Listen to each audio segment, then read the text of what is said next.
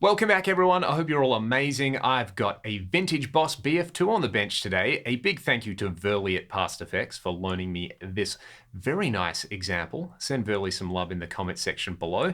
But if you're not familiar with the Boss BF-2, it is a flanger. I actually did a video with one of Verley's Boss BF-1 pedals recently, and they were kind enough to loan me this one. I don't have the BF-1 here, so I can't do a head-to-head comparison. But I'm pretty excited to tear into this. Pretty standard controls.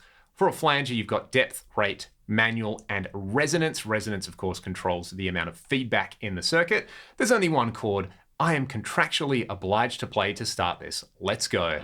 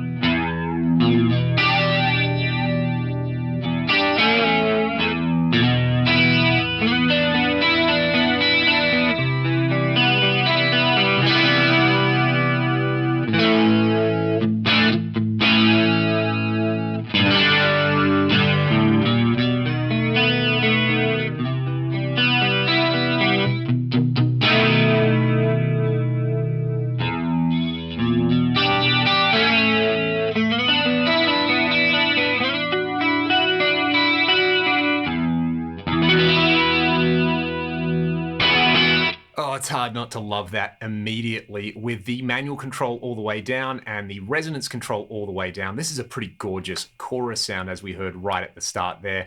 You can get some pretty wild pitch modulation happening in there with the speed right up. You can get some more subtle stuff. You can do the jet plane swoosh thing as well. But when I think of this pedal, I actually think of Jake E. Lee, and I think of the sound on Bark at the Moon. I believe Jake used a BF-2. So I don't know what Jake's settings are, but I found with basically the rate quite low on this and the depth up just above noon, manual a little bit higher, you get pretty close to that sound. So let's hear a filthy sound and have a listen to what this can do.